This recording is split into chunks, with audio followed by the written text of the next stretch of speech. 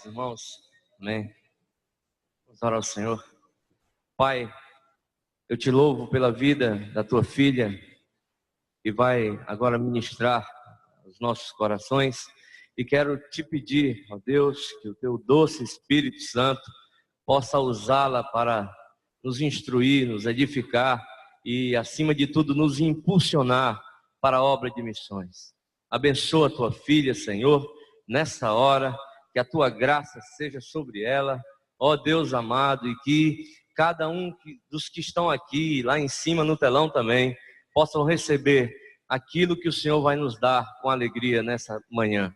Por tudo nós te agradecemos, no nome bendito do Senhor Jesus. Amém. Amém. Deus abençoe. Muito obrigada, irmãos. Paz do Senhor para todos. É um privilégio estar aqui com vocês novamente, né? Um grupo que eu tenho observado ser, ao mesmo tempo, um grupo inteligente, pelas perguntas dos seminários que eu participei e tudo, um grupo que está buscando mesmo a Deus com todo o coração, com toda a mente, com toda a disposição. Isso aí é uma coisa tão maravilhosa da gente ver, né? Nesse nosso Brasil, né? Aqui principalmente. Então, vocês estão de parabéns por terem vindo, por os organizadores do evento. Tá realmente esse momento histórico em Fortaleza e um momento histórico para o Brasil.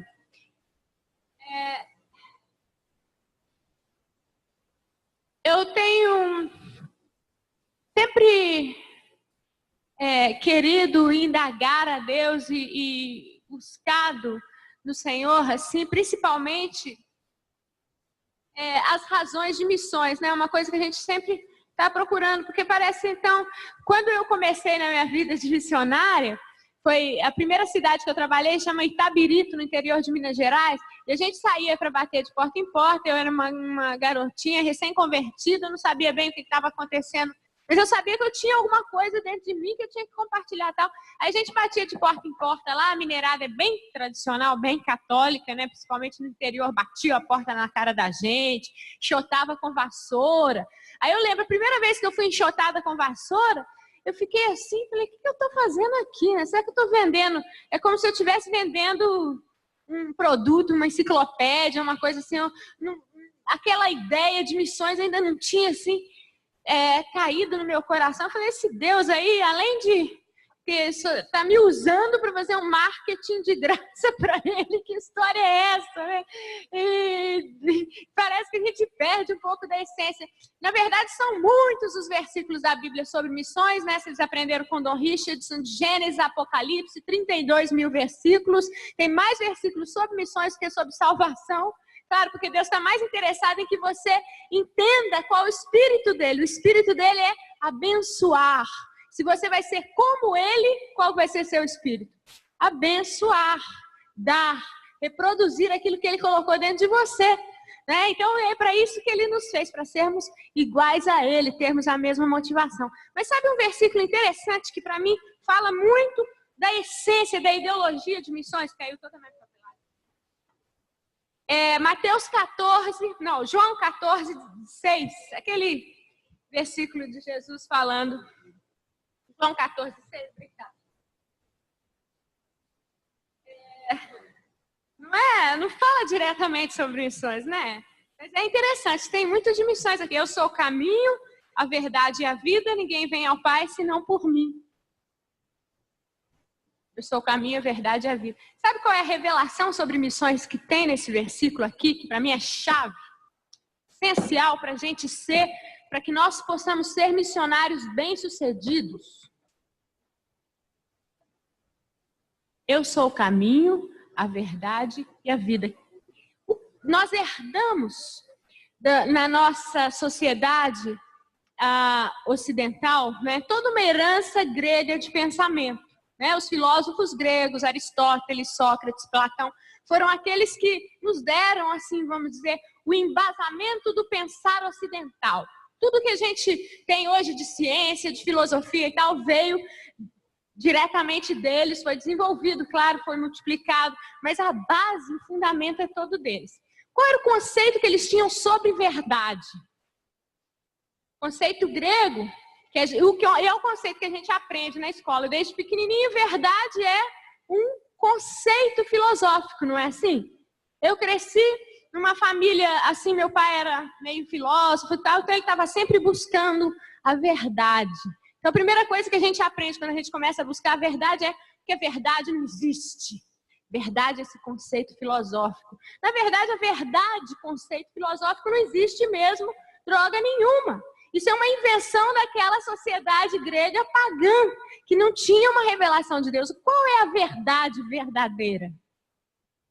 Jesus. E quem era Jesus? Jesus não era um conceito filosófico, nem ideológico, nem um sistema religioso, nem um conjunto de normas e de regras, nem era uma igreja ou uma instituição. Jesus quem era? Ou o que era, não é? O que era, não é bem. Jesus, quem era Jesus? Uma pessoa. E uma pessoa como eu, como você. Quando ele estava dizendo isso, ele estava ainda com os pés nessa terra. Os 2 pés descalços, sei lá, calçados de sandália de couro, em cima de uma terra deserta. Tinha almoçado, não tinha almoçado, tinha bebido água, não sei, tinha andado, talvez estava sujo de poeira. Era uma pessoa. Jesus hoje continua sendo uma pessoa. Não é aquela mesma pessoa que foi encarnada naquele momento de tempo, mas quem é a pessoa de Jesus hoje? O que a palavra de Deus nos diz sobre nós, por exemplo? Quem somos nós, a igreja? O corpo de Cristo. O corpo de Cristo. O Espírito que está em nós tem que ser o dele, mas o corpo é o corpo dele? O corpo é o meu corpo, o seu corpo, o corpo de todos nós. O Espírito é o dele. A realização espiritual vem dele. Mas a encarnação dessa realização depende de nós. Depende de mim e de você. Então, o que é a verdade hoje? Se nós tivéssemos que responder para um filósofo grego, o que é a verdade? Você pode dizer para ele, a verdade sou eu. A verdade sou eu e o Espírito de Deus dentro de mim. Quando eu estou realizando essa obra que vem dele, essa é a verdade que vai mudar o mundo, que vai transformar a realidade da nossa sociedade, que vai transformar a realidade do nosso Brasil. A verdade de pessoas de carne e osso, andando, movidas através do Espírito desse Deus de amor infinito. Essa verdade transformadora. É engraçado. Tinha uma experiência, uma moça teve, não sei se vocês já ouviram, mas teve recente na Índia. Ela era da Assembleia de Deus enviada do Brasil, não sei, para Tailândia, aliás. Ela estava andando na rua, aí viu uma moça, tem muita prostituição na Tailândia, eu estive lá. Tem lugares assim que você vê aquele monte de gente assim, você fica assustado, você não sabe se são homens ou são mulheres. Tem que olhar muito mesmo para saber, é homem, é mulher, é aquela massa de gente assim, tudo. Perversão sexual, abuso de menores, mais ou menos história parecida com a nossa aqui, mas bem piorada. Aí ela encontrou uma moça dessa na rua, jogada assim, teve dó, falou, deixa eu levar essa moça para o meu apartamento. Talvez ela estava até pouco instruída, né, sobre missões e tal.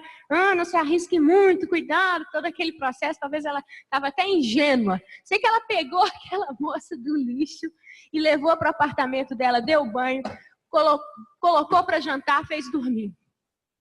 Mas antes da menina dormir, ela queria falar alguma coisa de Jesus para ela, né? Se sentiu assim.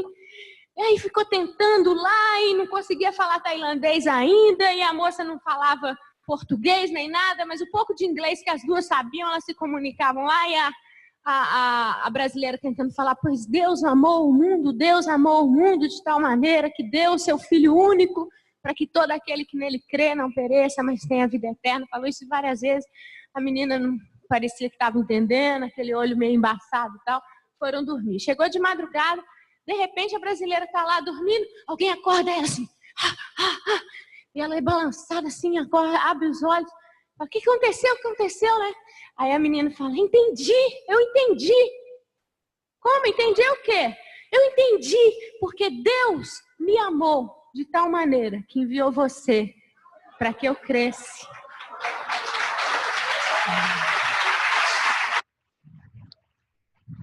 Para mim essa história ilustra ilustra bem isso que eu acabei de falar. Jesus, essa verdade encarnada em nós, cada vez mais vai se expressar através de nós para o mundo em dores, se nós entendermos isso. Isso é missões, gente.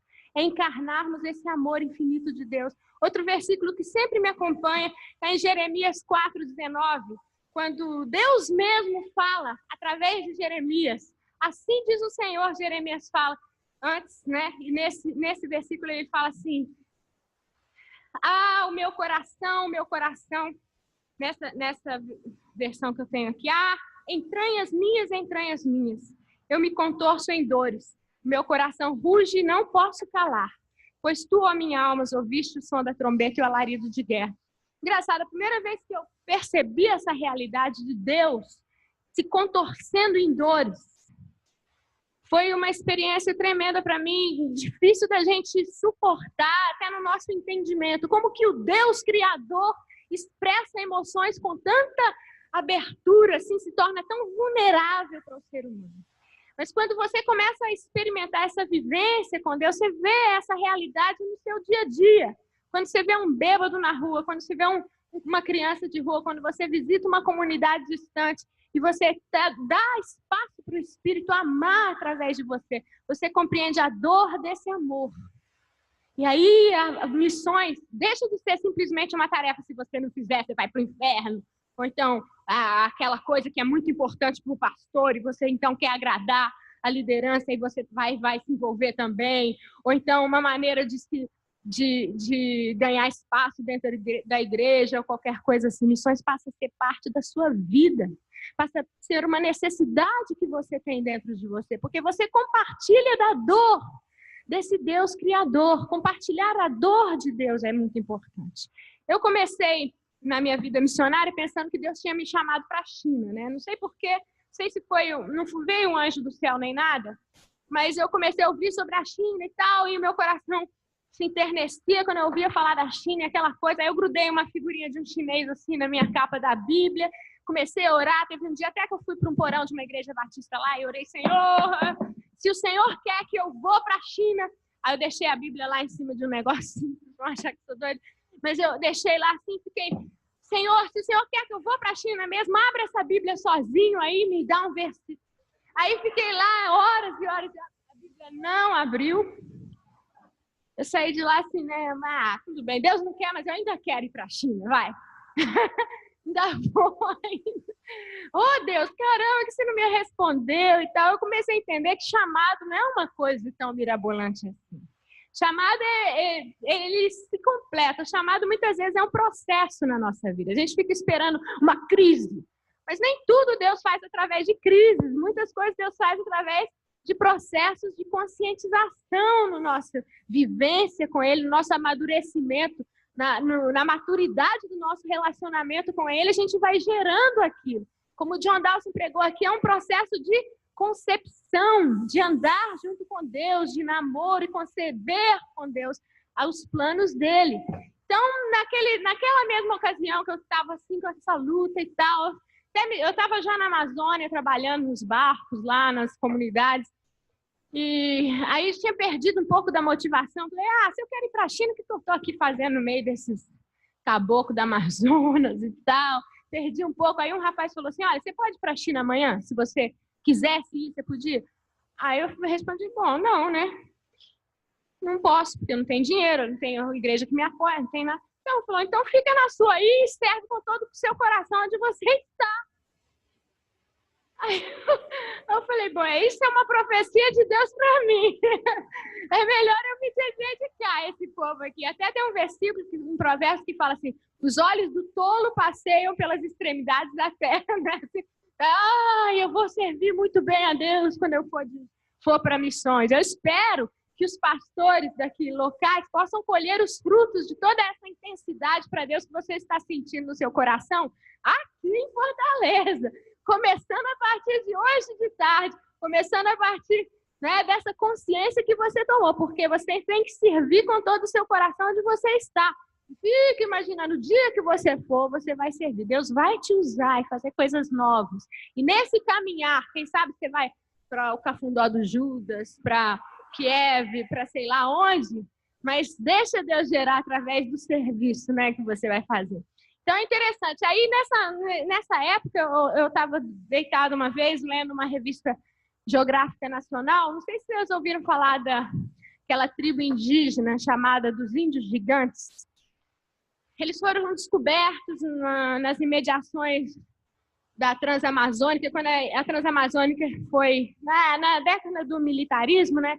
Eles quiseram fazer a Transamazônica, ligar os dois lados do Brasil, tudo aquilo. E no caminho, eles tiveram que arrancar muitas tribos dali do espaço que a estrada tinha que passar.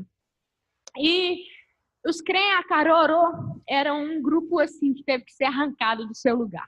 Então, imagina bem, eu estava lá lendo a história deles, eu vi uma foto na revista, e era a foto de um índio nu, todo cheio de fuligem, escuro, assim, no meio da selva com as crianças. E, de repente, eu comecei a sentir o coração de Deus por aquele povo, de uma maneira que eu não conseguia compreender. Eu passei aquela noite quase toda me debatendo, chorando e pensando, Deus, o Senhor ama esse povo. O que a gente pode fazer para ajudar o Senhor a expressar esse amor para essa gente e tudo? Depois eu soube mais da história dessa tribo. Eles foram removidos, tiveram que ser removidos do seu local de origem. Eles eram mais de 600, talvez chegava a 1.000 população na época que a Transamazônica passou. Essa população rapidamente, em poucos meses, se reduziu a 60 índios. Quando o governo tomou a iniciativa de tirá-los do lugar onde a Transamazônica passava, já era quase que tarde demais, só tinham 60 deles. O governo, então, baixou um búfalo do exército lá, pousou lá no local, encheu o avião de índios para levar para o Parque do Xingu, que já estava sendo fundado, estabelecido pelos irmãos Vilas Boas e tudo. E nesse processo, durante o voo, todas as mulheres que ainda estavam grávidas abortaram. E foi uma coisa muito chocante, foi um aborto espontâneo. Não foi que elas provocaram o aborto, simplesmente o choque foi tão intenso sobre elas, o choque da destruição total do seu mundo, que elas não puderam suportar. E a reação física imediata é o quê? Eu não quero me perpetuar. Eu não quero continuar existindo, nem eu mesma, nem o que vem de mim. E aí elas tiveram aquele aborto natural durante o voo, voltaram, foram jogadas lá na região do Xingu. E para nós, selva é selva, né?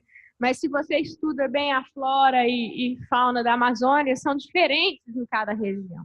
Tem região que tem mais pedras, tem região que você tem que comprar pedra. Eu trabalhei nos dois locais. No sul do Pará, por exemplo, é uma região muito rochosa e os tipos de animais são diferentes, a vegetação. Aí você vai para o sul do Amazonas, a parte oeste, aí já é completamente diferente. Lá o solo é todo sedimentar, não existe pedra. Para afiar faca, você tem que comprar uma pedra. E é assim, né? Então é totalmente diferente. Para nós, não. E o índio, na maneira como eles vivem, né? Não sei, a gente tem um pouco disso também. Por exemplo, quando eu chego em Belo Horizonte, minha terra natal, eu ando naquelas ruas lá na Avenida Afonso Pena, subo lá no alto das Mangabeiras, né? Que chama a região alta lá de Belo Horizonte, quem conhece. E olho para baixo, eu sinto que eu sou parte daquilo ali, né? Tem uma coisa de mim ali, eu sinto que aquele belo horizontismo lá corre no meu sangue, é gostoso andar naquela rua, é gostoso sentir o cheiro das pastelarias com caldo de cana, entendeu? Me relembra a minha infância, quando eu saía com a minha mãe, comia pastel, voltava para casa de ônibus, e aquela coisa, não é? Faz parte de nós. Então imagina, toda uma população removida do seu local de origem da noite para o dia e de repente jogada lá numa terra completamente nova, tendo que conviver com uma outra tribo, que era uma coisa que eles nunca tinham feito. Então levou vários anos para os Crenha-Carorô se adaptarem ao lugar, não conseguiam mais se reproduzir, e é uma história triste de luta. E não é uma história única. Infelizmente, a história da maioria das tribos no Brasil é semelhante. Então eu me confrontei com aquela realidade naquele dia e falei, se o Senhor quer me chamar, pode chamar, Jesus. Renuncio à China, tudo isso, o Senhor quer me levar para esse lugar, pode levar. Aí foi acontecendo as coisas, eu fui fazer uma viagem no interior da América Latina, Peru e Bolívia, de ônibus, acabamos vindo, subimos lá para Manaus, e aí descemos o Rio Amazonas de barco, uma viagem que demora uns 6 dias, eu fiz essa viagem várias vezes. Então, lá na viagem, você tem muito tempo para pensar, para orar, para ler, para fazer tudo, né? Então, evangelizar lá dentro do barco. Eu estava lá numa dessas tardes, assim, sem fazer nada, olhei para dentro da selva e eu senti a voz de Deus me falando assim, eu quero que você vá lá no meio dessa selva que eu vou te dar um povo. Falei, quê? Acho que é a voz do diabo aqui me falando. Que coisa que é essa? Que? Aí eu entendi novamente Deus falando, eu vou te dar um povo no meio da selva. Aí tudo bem, né? Deixei passar aquilo, mas aquela inquietação ficou. Você sabe, as minhas ovelhas ouvem a sua voz. Não é nada místico, não. Tem gente que critica, né? Não ouvir a voz de Deus, mas eu penso que se a gente tirar isso do cristianismo, com o que a gente fica? A gente fica com uma religião cheia de sims e nãos, de regras e de imposições sem sentido. E fica pior que o espiritismo. Porque o espiritismo, a macumba, todos eles têm esse lado sobrenatural. Todos eles têm, né? O diabo fala com eles. Por que Deus não pode falar com a gente? Não é? Então, Deus fala quando você anda com ele, relacionamento. A Bíblia é toda a respeito de relacionamento. De Adão e Eva com Deus, depois do povo de Israel com Deus, depois de Jesus e os discípulos e todo aquele processo de levar o evangelho para o resto do mundo, depois do povo de Deus, que é em Atos, todos já misturados nas epístolas, o povo de Deus com Deus e as culturas diferentes e já as complicações que eles tiveram que enfrentar saindo de um contexto controlado que era o contexto judeu, mas Deus continuou falando, Deus continuou se revelando e dando a mão a eles a cada dia, né? Como ele fala para o povo de Israel tantas vezes, ele continua falando para nós, eu caminho com vocês, eu ando com vocês.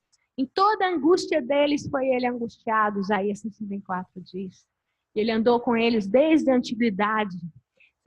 São verdades sobre Deus, inegáveis. Ele anda com a gente. Ele fala com a gente. Então, aquela inquietação continuou. Falei com o meu líder, pastor da missão na época, e ele teve uma coragem, assim, e ouviu a voz de Deus também, de me liberar. Falou, não, vai. Deus está te chamando. Aí eu peguei e compartilhei a visão. Tinha mais uma moça que queria ir comigo. Nós duas eu tinha 21, ela 20, 22 e tal. A gente falou, vamos juntar uma graninha.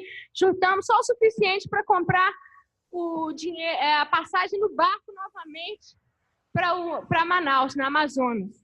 Porque a tribo que eu tinha sentido, assim, o lugar, era um lugar bem remoto no sul do Amazonas.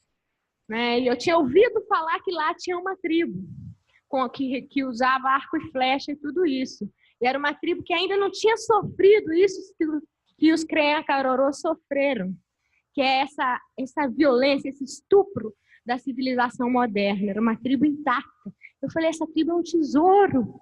A gente tem que chegar lá nesse tesouro antes que os exploradores, antes que os emissários do diabo cheguem para destruir. Nós temos que chegar com o amor de Deus e fazer uma ponte para que eles possam sobreviver.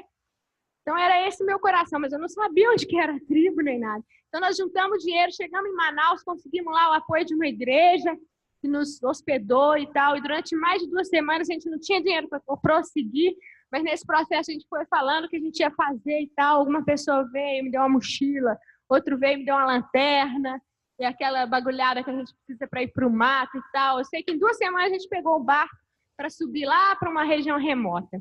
Quando a gente estava saindo já no porto, assim, o rapaz me deu uma máquina fotográfica, falou, você tira foto dos índios, mas ele me devolve essa máquina. Aí eu falei, opa, pelo menos é assim. Eu falei, olha, eu me comprometo em devolver. Deus honra essa promessa aí, isso quer dizer que você tem que me fazer voltar aqui. Eu tenho que sobreviver para devolver essa máquina para esse rapaz. Tudo bem, fomos embora. E lá, né, na próxima parada, conseguimos uma carona num barco que estava saindo, por coincidência, né, no mesmo dia que a gente chegou na cidadezinha. E a partir dessa cidadezinha, a gente não teria outra alternativa senão esperar a carona de barco, porque não existe embarcação assim, em trânsito, não existe nada que é previsto, né? O transporte depende de embarcações de mercadores, que chamam os regatões, que sobem, e eles falam assim, eu vou subir amanhã, aí você espera o próximo, eu vou subir amanhã, aí você espera o próximo, e nisso passam 2 meses, nesse amanhã dele, é por causa do contexto da região, né? Mas por Deus mesmo tinha um lugar lá, e sei que 28 dias depois, a gente andando no barco dia e noite, chegamos num lugar lá e ele falou, por aqui que está essa tribo. E aí no caminho a gente tinha encontrado um índio, pertencia a uma outra tribo, e que resolveu, era meio bêbado assim, mas ele falou, eu sei onde que tem a tribo. Se me pagar um pouquinho de dinheiro, eu vou. Aí eu dei um saco de açúcar para ele, um saco de arroz, que ele falou que ele ia dar para a esposa dele. E aí ele ia levar a gente dentro da mata, eu e essa moça. Tudo bem, vamos. Então aí pelo menos agora a gente sabe aonde que é o negócio. Ou tem uma chance de chegar. Eu não tinha, na verdade, a menor ideia do que estava acontecendo. Eu só sentia dentro de mim que o tempo de Deus tinha chegado para aquele povo. E realmente, mais tarde, a gente ficou sabendo, por exemplo, a FUNAI foi com um empreendimento deles poucos meses antes, nesse mesmo lugar, tinha trabalhado por 3 ou 4 meses fazendo, com uma bússola, fazendo uma picada no meio do mato. Eu cheguei lá em agosto, pela primeira vez, agosto de 84. E eles tinham trabalhado fazendo essa picada no meio do mato durante 3 meses. Até o mês, então, de maio, né? Não tinha nada. Se a gente chegasse lá, a gente era só selva fechada na frente da gente. A gente não ia ter como entrar pela selva fora, 40 quilômetros, para chegar onde estavam os índios. Mas Deus enviou a FUNAI, fizeram esse caminho com a bússola e foram embora para nunca mais voltar. São 14 anos. Eles nunca usaram a picada que eles fizeram. Fizeram toda, tinha barco, tinha avião, tinha tudo lá. Tinham 20 pessoas de tribos diferentes, cada um falando uma língua, para tentar o contato com a tribo, né? Eles fazem assim. Então, 20 pessoas de tribo, 20 homens. Então, eles fizeram lá, trabalharam nessa picada, uma picada grande, assim, parecia uma rua, no meio da selva. E aí chegaram lá no meio da tribo indígena, os índios ficaram meio temerosos, né? A pessoa chega, 20 homens, o que eles querem dizer com essa mensagem? 20 homens chegando lá no meio da tribo, é guerra, né? Assim que os índios fazem guerra uns com os outros.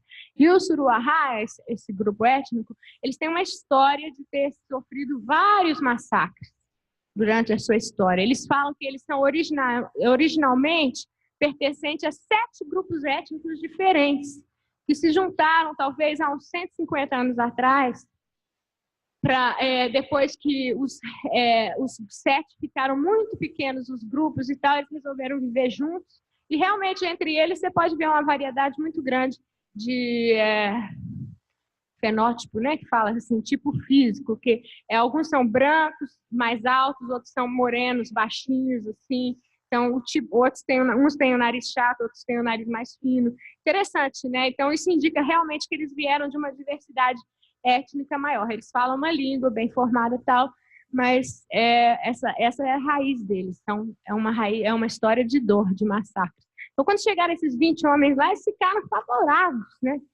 Então, tentaram flechar, e aquela coisa, não teve guerra, não teve violência, mas eles fizeram de tudo para atemorizar o pessoal da FUNAI. Como o pessoal da FUNAI não quer guerra mesmo com os índios, eles foram embora e nunca mais voltaram. Então, um mês depois, a gente chega com o nosso grupinho lá. E aí, quando a gente aportou lá no local, nós éramos 4, já 2 moças, eu e a moça, e mais esse índio, e mais um missionário que a gente achou no caminho, que trabalhava com outra tribo. E ele falou assim, não, 2 moças, não, vocês não podem ir sozinhos, eu vou para proteger vocês. E ele era da Jocum também, um negão assim, de quase 2 metros de altura, forte e tal. Eu falei, opa, vamos embora. Ajuda mesmo. Aí nós entramos pela mata fora, andamos 4 dias e tal, chegamos numa maloca vazia. Interessante essa sensação. Você anda na selva, bicho. Minha colega ela era mateira, nascida no interior do Pará, então ela tinha costume com a selva, né? Muito mais que eu, de Belo Horizonte e tal. Então ela achou um jabuti. O rapaz, ele era campeão de... Como é que chamava aquela? Uma dança estranha que tinha na época. Break. Ele era campeão de break quando ele era adolescente, tinha se convertido e era de Belo Horizonte também. Então ele não entendia nada da selva. Tentava flechar, tentava atirar em bicho, não conseguia. Se fosse por ele, ele tinha morrido de fome. A sorte foi que essa minha amiga achou um jabuti na ida e outro na volta. Aí foi o que a gente comeu, foi o jabuti que ela achou, né? Aí a gente fez o jabuti e tal. 4 dias, só selva fechada, assim. A selva é escura, não sei se você sabe, já andaram na selva. É difícil o sol bater, por isso que não tem vegetação rasteira, né? Tem o teto, todo tecido de folhas e árvores de alturas diferentes, as várias camadas de altura, tudo isso, mas vegetação rasteira não tem. Então você anda com uma relativa liberdade dentro da selva, tudo. Você pode ver os bichos de longe, se você tem costume, né? Mas a gente fazia tanto barulho andando, bum, bum, bum, bum, bum, bum. Provavelmente os bichos ouviam a quilômetros de distância e se mandavam. Sei que a gente chegou lá, a primeira coisa que a gente viu foi aquela maloca, assim. A maloca te dá aquela sensação de coisa familiar, assim, ser humano. É gente, chegamos num lugar de gente. Aí tinha aquelas panelinhas, tinha os brinquedinhos das crianças, tudo feito de barro, tinha o abano, né, o negócio de ventar, assim, de fazer fogo no vento, fazer vento no fogo e tal, que aí de palha que eles estavam, tudo jogado lá assim e tal, mas não tinha rede, não tinha nada embaixo da maloca, mas é aquela sensação assim de coisa familiar. Oh, Jesus, chegamos no lugar, é a gente que mora aqui. Naquele processo de andar, Deus tinha me falado assim, olha, ame essa selva, difícil amar a selva. Selva para mim era extremamente hostil, né? Mas Deus falou, ame essa selva, porque esse povo pertence à selva, eles são gente da selva, a selva é tudo para eles, a selva é o supermercado, a selva é o cinema, a selva é a novela das 8, a selva é tudo, né? Você vai, entra na selva assim, sem nada, nu, talvez com uma faquinha, ou antigamente sem nada mesmo, eles não tinham nem faquinha, só um tistão de fogo, aí você volta com tudo, até a sacola, né? Porque você chega lá, você senta, você tece uma sacola de folha, você enche aquela sacola de fruta ou de qualquer produto da selva, ou então traz uma casca qualquer e aí é o seu supermercado. Você chegou, fez a sua feirinha, né? A selva é amiga, a selva é mãe para eles, né? Para mim era uma coisa horrível, mas chegamos lá, então, mas o nosso medo era que o povo tinha ido embora, talvez eles tinham ouvido a gente, né? Ou então a gente sabia que a FUNAI tinha estado lá e tinham fugido, né? Porque a casa estava completamente vazia. Nós dormimos lá uma noite, no dia seguinte chegaram os primeiros. Depois a gente entendeu que eles têm o hábito de serem nômades, né? Eles vão mudando de casa em casa e tal, depende de onde que está a roça mais próxima. Cada homem tem a tarefa de construir uma casa grande. Quanto maior a casa, mais poder tem esse homem, porque o espírito, o que é o líder para ele? A gente custou para discernir quem é o líder lá no meio da tribo. Porque a gente achava, bom, aqui não tem chefe, porque ninguém manda. Quando eles têm que tomar alguma decisão que afeta todo o grupo, eles não é alguém que manda, tem ninguém que chama a reunião, não tem ninguém especial, assim, parece que no meio deles. Todo mundo é igual, então eles se reúnem juntos lá na beira do fogo de noite, cheirando rapézinho e tal, e vão tomando aquelas decisões. Vamos um faz isso, outro faz aquilo e tal, no dia seguinte. Então eles fazem aquele empreendimento conjunto, nas vezes que isso acontece, mas não tem ninguém especificamente que manda. A gente percebeu que tinha vários homens que tinham prestígio, mas a gente não sabia de onde que vinha esse prestígio, talvez da força, eles querem sempre medir força e tal. Então, meu marido, ele é um homem forte, assim, e tal, agora tá um pouco gordinho, mas antigamente ele era mais fortezinho, assim. Então, quando ele chegava lá na selva, uau, assim, eles achavam que ele era o máximo, né, porque ele era tal. Aí ele começava a andar na selva e ele falava, nossa, mas de onde que esse homem arrumou essa força? Porque na selva ele não consegue nada, ele anda igual um elefante, bum, bum, bum, bum, bum, bum, bum. Ninguém, não consegue um bicho nem nada. Mas, então, recentemente, os missionários que continuam o trabalho lá perceberam de onde que vem a influência e o poder de liderança deles. Sabe de onde que vem? O que é o líder para os Ruahá? Primeiro, não é ninguém que manda. Primeira pergunta que você faz, quem manda? Tá, para saber. Né? E eles falam assim, manda? Ninguém manda. Que isso? Manda? Vocês têm chefe? Não. Aí nós descobrimos, sabe quem era o chefe? É o homem que fez a casa maior, porque assim todo mundo vai ter mais conforto, podia ser melhor acomodado dentro daquela casa. É o homem que mais consegue caça, porque assim ele pode distribuir para todos. E quando ele sai caçar, todo mundo sabe que quando ele voltar, ele vai ter o suficiente para a aldeia inteira. É o homem que traz conforto, que traz paz, que serve a todo mundo. É o homem que corre atrás dos outros para ajudar. É o homem que que sente a responsabilidade de fazer muito além do que ele tem que fazer, do que é a obrigação dele, para que outros possam desfrutar do trabalho dele. Esse não é um conceito lindo? Não é um conceito bíblico de liderança mesmo? Eles têm muito mais, e mandar para eles é um absurdo. Existe respeito, tem que respeitar uns aos outros. Tem que respeitar, cada um tem uma cabeça, o líder é o que serve. E aí, nessa época, eu percebia que ele era o líder e tal, achava, né, que era naquele nosso conceito antigo. Essa revelação só veio recentemente, depois de conhecermos bastante a cultura. Mas um dos homens chegou para nos receber, e naquele momento, quando eles nos receberam, todos os homens nos cercaram assim, o menininho foi chamar e vieram, de repente estava em volta da gente assim, 30 homens, todos nus, com arco e flecha na mão, uma cara assim, e eu e a minha colega e o índio e o outro lá no meio, assim, sem saber como reagir. Eles começaram a falar, e a gente tinha um cachorrinho na mochila que a gente tinha levado. Minha intenção era não começar a dar nada, entendeu? Porque eu não queria ter uma relação patrão-empregado, ou então essa relação paternalista que a gente desenvolve quando a gente começa a doar coisas e tal. Eu sou o grande missionário branco que tenho tudo isso aqui na minha mão, e nem podia ser porque nosso amigo era preto e tudo isso. Então a gente tinha outro esquema, né, de pensamento, mas tinha a minha mochila lá cheia de bagulho, tipo roupa de baixo, maiô, canivete, lanterna. Então eles se interessaram por aquela mochila, pegaram, começaram a distribuir já entre eles. De repente eu vejo o índio passando de sutiã, outro de maiô, entendeu?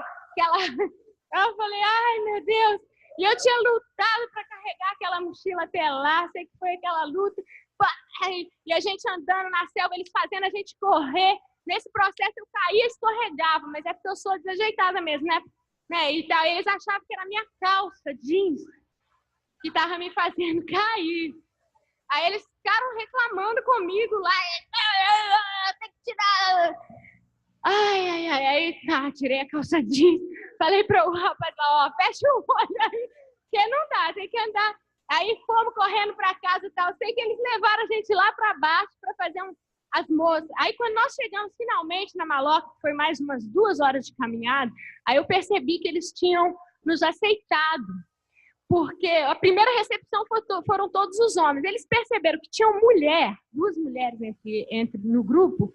Eles já não tiveram a mesma reação de medo que eles tiveram com a equipe da FUNAI. Eles pensaram, quando eles querem paz com alguma população, o que eles fazem? Eles levam as mulheres e os filhos para mostrar assim, nós estamos aqui como povo.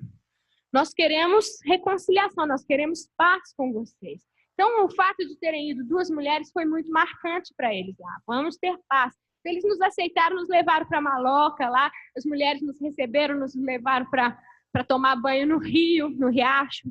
E nos deram uma roupinha especial, é claro, uma roupinha um tanto quanto... assim, né? Não era bem a roupa que você usava, nem para a praia. Mas tudo bem, fizeram aí, as moças adolescentes chegaram, fizeram uma pintura especial no nosso corpo. Queria que os irmãos entendessem que não é uma questão de escolha no momento desse. Não é que você optou por ser diferente. Eu vou ser um missionário para Fentex. Entendeu? É que você está lá, você está no meio de uma tribo de 100 pessoas com arco e flecha, você não tem alternativa. Para sair de lá são 4 dias pela selva fora. Entendeu? Ou você dá seu pescoço para ser cortado, Entendeu? Não tinha mesmo jeito, era aquela situação, fazer o quê? Eu bem que eu estudei um pouquinho de missiologia, mas nunca pensei que a identificação tinha que ir tão longe. Mas realmente, chegando lá, então, e aí uma moça quis fazer uma pintura especial em mim, não sei o que ela viu em mim, que achou que eu era especial, aí veio fazer com leite de peito e cuspe, misturado com grãos de coloral, assim, de urucum. Vocês já viram urucum na árvore, né? Então você quebra aquela coisinha assim e massaga a semente assim, cospe, ou então põe um pouquinho de leite de peito e tal. Aí você faz aquela aguinha e vai pintando, né? Aí ela foi pintando assim, eu todinha de umas pintinhas assim que eu achei ridículas. E a minha colega não, recebeu uma pintura total. Eu falei, por que isso parece um troço, um palhaço branco. Principalmente porque eles deixaram eu ficar de sapato. Então eu tava lá de tênis. Essa coisa horrorosa, subindo. Aí nós fomos subindo com as mulheres para perto da casa, né? Para perto da malocona. Quando a gente chegou perto da malocona, minha amiga começou a dar chilique, porque ela já estava assim, no estado emocional, assim, completamente descontrolada. Ela começava a rir, a chorar e aquela coisa assim. Ela falou, não, eu não vou ficar pelada perto do fulano e tal, o que eu vou fazer? Não tem jeito. Aí ela ficou pegando o short dela, assim, da Índia, né? E aí a moça não queria dar, a Índia não queria dar, claro. Aí ela pegou assim, pegou a roupinha que ela tinha dado, que é uma franjinha assim, bem pequenininha. Aí pegou e jogou no chão e pisou assim, tchá, tchá, com raiva, a Índia. Quando ela fez isso, assim, nós percebemos que o negócio era muito importante para elas, né? Não era uma coisinha assim, leviana, que aquilo era parte de toda uma apreciação que eles estavam nos mostrando, e a gente rejeitar aquilo era você rejeitar o amor que eles estavam te dando. Então, aí a gente viu que não tinha escolha. Eu falei, Thelma, é pelada mesmo, não tem jeito. Vamos embora que eles estão nos amando, isso é amor. Essa inclusão, nós temos que ser igual a eles, eles estão nos incluindo no mundo deles. Vamos deixar eles nos incluírem. A gente andou para o meio da maloca e dançamos a noite toda lá, tal, com eles e aquela coisa. E aí nossa vida com eles começou. Mas é engraçado que antes de ter essa experiência, de trabalhar com eles, eu sempre tive na mente, né, a gente tem muitos números na nossa cabeça, apesar de nós termos uma cultura bem assim, calorosa, emocional, né, quando se trata de igreja, evangelho, missões, estatística e tal, a gente fica um pouco assim, né, conhecendo lá um a um os rostos, sabendo quem é o nome de cada um, a história, a vivência, a história da tribo, vivendo lá o dia a dia deles. Você começa a ver que não tem nada a ver com números, missões. Tem nada a ver com estatísticas de livros, tem a ver com Deus amando e querendo estender esse amor até onde ele ainda não foi. E tem a ver com Deus precisando de nós, da nossa humilhação, precisando que a gente se dê para ele, sem limites, para que ele possa demonstrar esse amor pelo mundo afora. Muito tempo depois, alguns dias depois, eu estava com um furuncão aqui na minha costa, de tanto carregar aquela mochila pesada com as coisas que eu perdi no dia que eu cheguei lá, e aí eu fiquei com febre e tudo, né? Mas estava deitada na rede, minha colega tinha ido nisso o rapaz já tinha ido embora, porque ele falou, olha, agora vocês estão entregues aí na tribo, tal, estão bem com os índios, tal, eu vou embora. Então ele foi embora, deixou nós duas lá, ele e o outro índio. Então nós ficamos, eu estava com uma febre alta, com o furunco inchado. Falei, Thelma, não vou para mata hoje não, vai você para mata com elas, para pescar, sei lá o que ela ia fazer. Eu vou ficar aqui. Aí eu fiquei. Aí tinha uma adolescente lá que ficou me usando, né? Já que eu estava lá, eu tinha que ser a escravinha dela. Vai lá buscar água, tal. Eu baixei para buscar água.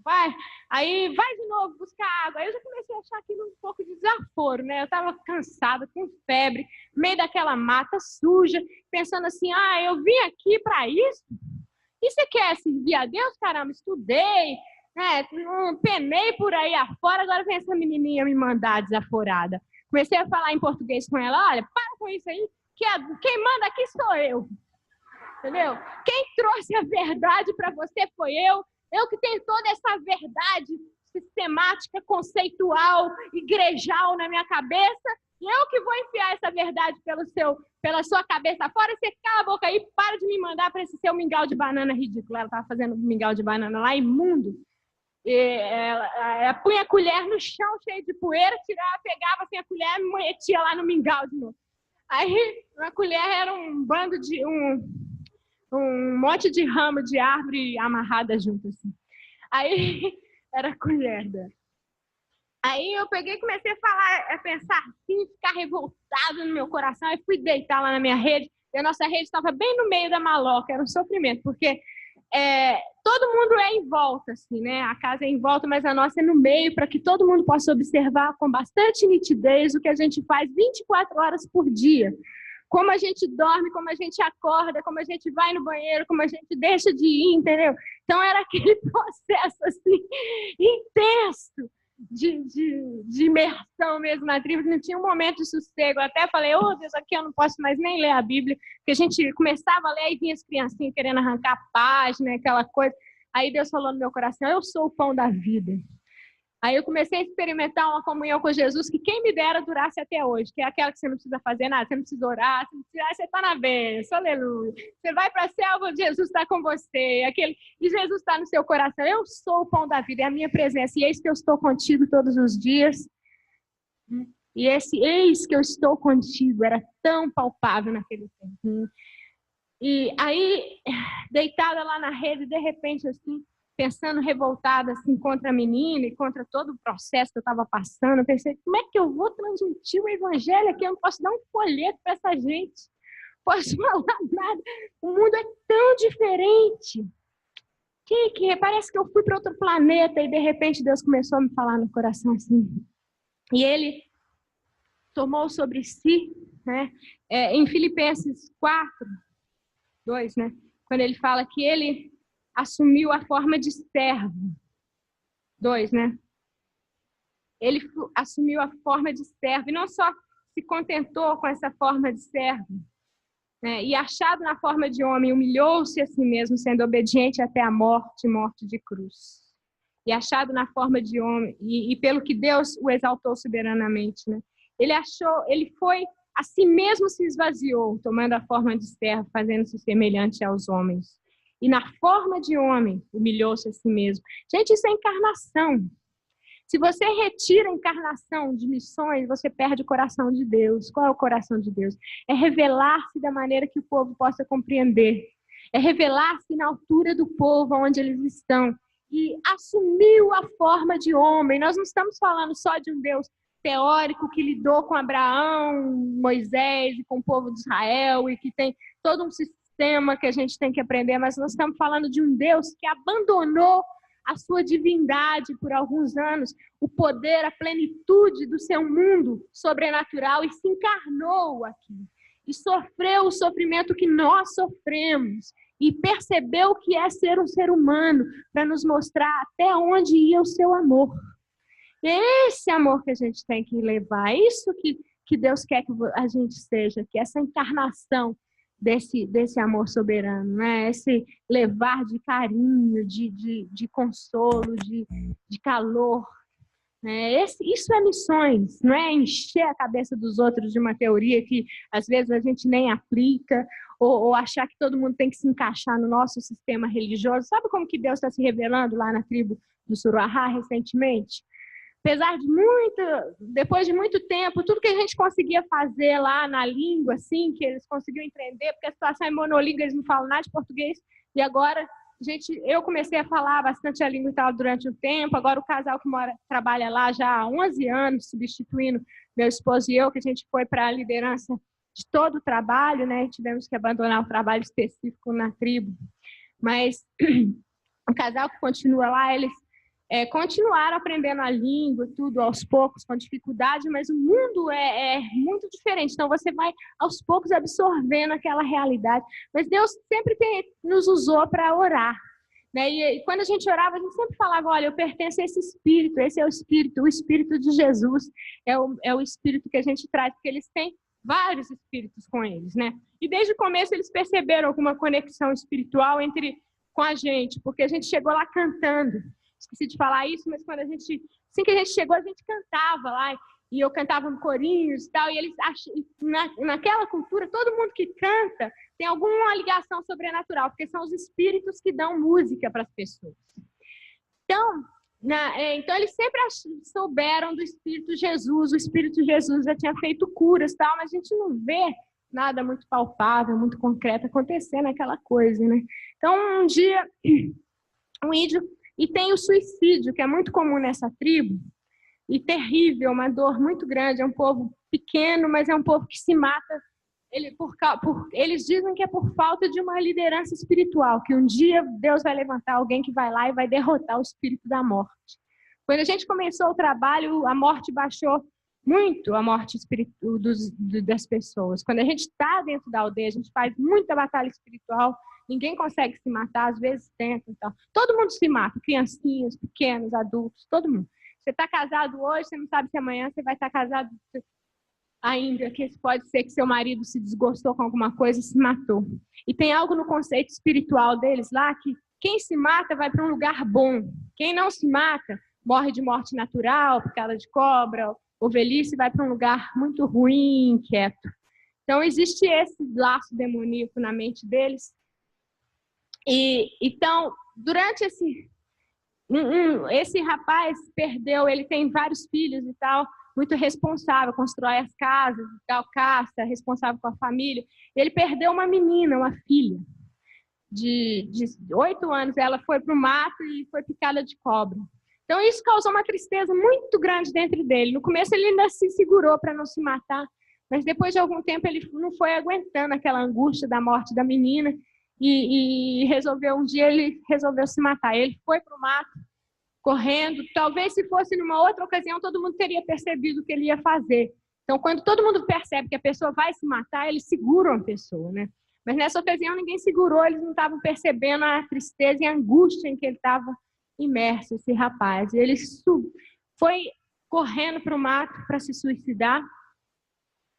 E nisso, ele, no meio do caminho lá do atalho, né, ele vê uma pessoa, ele viu um homem, apareceu para ele.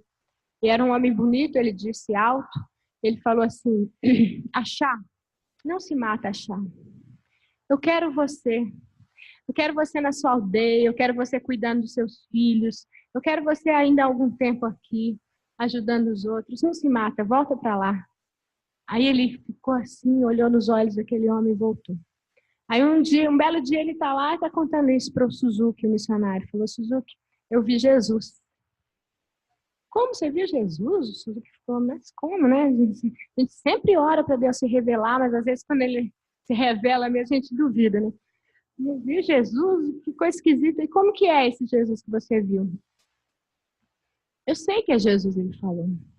Sei que é Jesus. Como que você sabe? Eu sei porque ele ama. Eu vi pelos olhos dele que ele ama.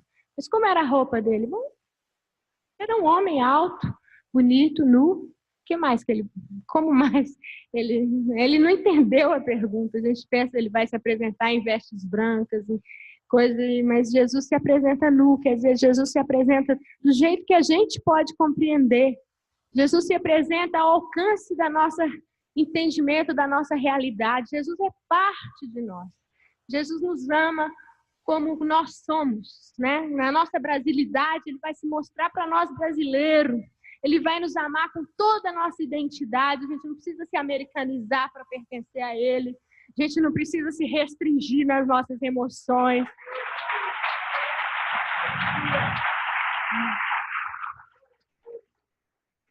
Os negros baianos podem amar Jesus com todos os seus tambores e movimentos e ritmos, porque Jesus é digno disso. Ele nos deu a inteligência para criarmos a cultura. As culturas do mundo são diversas, ele nos deu essa capacidade. O ser humano é um ser cultural, um ser que cria danças, que cria artes, e tudo isso pertence a ele. E ele quer nos redimir inteiros. Eu creio, irmãos, que nós vamos ver um Brasil até diferente desse Brasil que a gente tem experimentado. Queria deixar com vocês a mensagem da necessidade dos povos indígenas, que ainda é grande. Como o Suruahá, talvez ainda tenham mais de 40 tribos ainda não encontradas. O governo acha que está por lá pela selva. Mas já as encontradas, as que já sofreram toda a dor do estupro da civilização, são mais de 130 que não têm nada do evangelho ainda. Aqui mesmo perto de nós, aqui no solo nacional, precisa ir para a janela 1040, aqui em frente de nós, aqui 130 povos inalcançados, que a gente ainda tem que fazer um esforço como igreja para alcançar. Eu creio que Deus vai levantar no nosso Brasil, principalmente agora na época dos 500 anos, uma consciência sobre os povos indígenas como a gente nunca teve. Nós precisamos ter esse entendimento. Essa terra aqui pertencia a eles e as injustiças que foram cometidas contra eles têm que ser restauradas por nós hoje, igreja, corpo de Cristo, que representamos o Brasil redimido. Nós temos que estender a nossa mão para esses povos. Nós temos que dizer, vocês pertencem a nós e nós pertencemos a vocês. Tem muito de índio em nós, que ainda ficou nesses anos todos de história, na nossa cultura. Tem muito de índio em nós que Deus quer resgatar. E tem esses povos indígenas mesmo que hoje encarnam todos esses 500 anos de sofrimento e colonialismo que o nosso país tem sofrido. É a hora de nós, igrejas, termos uma consciência profunda sobre isso e resgatarmos ainda assim esse Brasil ainda meio aleijadinho, que ainda não se conhece direito, que ainda tem vergonha de si mesmo, que não consegue ser totalmente patriota, que é só patriota na época da Copa do Mundo e olhe lá, sabia que ia perder mesmo essa porcaria, que a gente não faz nada certo, né? Assim, é hora da gente ser consciente do nosso valor em Deus. Eu acho que a gente vai começar a ser consciente desse valor quando a gente se reconciliar com as nossas raízes. Quando a gente conseguir achar de volta as nossas raízes. A Bíblia fala, honra teu pai e a sua mãe, honra as suas raízes para que você se ame. Vamos ficar de pé. Vamos fazer uma oração agora. Que Deus traga para nós, igreja, você representa aí uma parcela do corpo de Cristo, talvez em Manaus, talvez em Fortaleza, talvez em Pernambuco, não sei de onde você veio, mas tem um grupo que ouve você, que você tem influência. Vamos passar essa mensagem para esse grupo. Vamos tentar fazer o Brasil consciente de si mesmo. Vamos tentar, através do Espírito Santo, trazer esse espírito de reconciliação para o nosso país. Amém? Oh, Senhor Jesus, muito obrigada, Senhor, por esse tempo tão precioso aqui, esses irmãos tão preciosos, Senhor. O Senhor nos ama, Pai. Obrigada por esse amor para os povos pequenos, Senhor. É um amor que não vê quantidade, mas que quer alcançar a todas as nações, aqueles que não tiveram ainda oportunidade. Dai-nos uma consciência sobre quem nós somos, Senhor, como brasileiros. Dai-nos uma consciência da nossa negritude, da nossa indigenidade, que a gente não possa não se envergonhar das nossas raízes verdadeiras, Senhor. Que a gente possa, como nação, ser completamente restaurado, Senhor, a imagem que o Senhor planejou que nós tivéssemos. Que o Senhor sempre quis que nós representássemos para o resto do mundo. Uma imagem de diversidade e, ao mesmo tempo, de uma riqueza tremenda, Senhor. Nos ajuda, Pai, nos ajuda que esse arrependimento pelo pecado que causamos, que cometemos contra os povos indígenas, venha ao nosso coração. E ainda hoje, como igreja moderna, ainda estamos cometendo o pecado da indiferença, o pecado da ignorância, o pecado do abandono, Senhor. Nos conscientize disso. Levanta movimentos missionários na igreja que focalizem as ações indígenas. Levanta movimentos de oração e de intercessão e de cura e de reconciliação, Pai, em nome de Jesus. Nós cremos em Ti, nós cremos no Seu trabalho, em nós que permanece, que não dura somente o tempo de uma conferência, mas que dura enquanto a nossa vida durar, Senhor, em nome de Jesus. Amém.